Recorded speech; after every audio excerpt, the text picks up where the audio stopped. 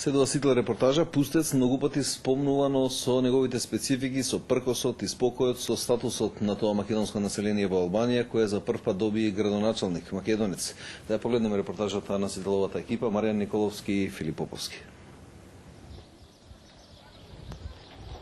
Само птиците ја рушат тишината.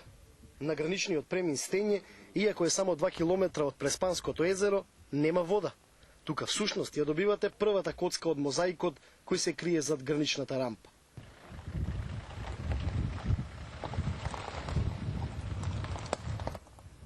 Осумнаесетте километри се првиот тест.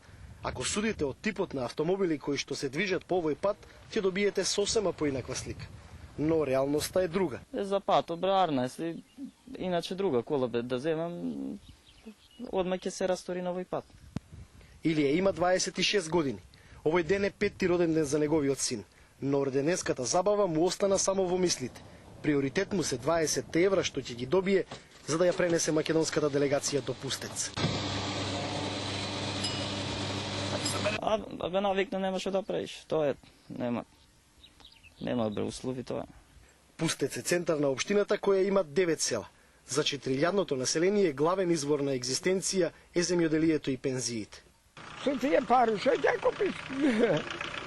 Ако нема други пари, пак треба живот. Не земјата наша слаба, треба да имаш под вода, да ја да вадиште да имаш. Слабо. Не мифта се мредлатен за илјачи што земам. Илјачи. Јас и не знам ти кажа со евра, 50 е, и тие ни полнам 50, 40. Посетата на македонски владени представници за нив представува празник. Добро ве најдов, како сте? Одлично, ја добри. Опатово си по минута. Но сепак, оваа помош не е доволна. Потребна е координирана соработка меѓу македонските и албанските власти. Проблем останува инфраструктурата, неасфалтирани патишта, вода за пиење, канализација, телефонска жична линија нема во нашата општина, фиксна телефонија.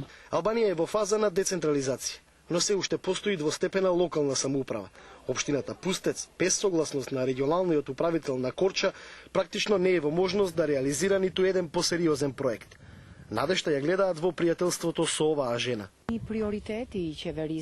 Ако се инвестира во образованието, добивката ќе биде сеопфатна. Бидејќи зборуваме за генерации на кои им припаѓа иднината, визијата бара подобра организација и соработка. Иако веруваат во слободата, сепак постојат елементи што минатото им ги всадило како страв. Пример е името на основното и средното училиште. Од само ним познати причини, тоа се вика двајца покојници. Образованието всушност е главниот проблем за кој македонците во Мала Преспа помошта ја бараат од македонската држава.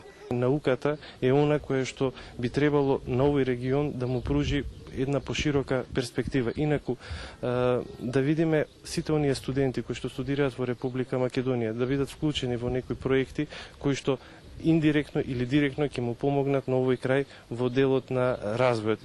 Попатните параклиси, освен што им пркосат на атеистичките историски символи од комунистичка Албанија, всушност се изслика дека овие луѓе и покрај се не заборавиле на својата вера. Една црква им е тоа стане правена. Издајниците не оставе никакво нешто за да се споможи да се крени народот. Отец Алексо е свештеник на Албанската православна црква, македонец.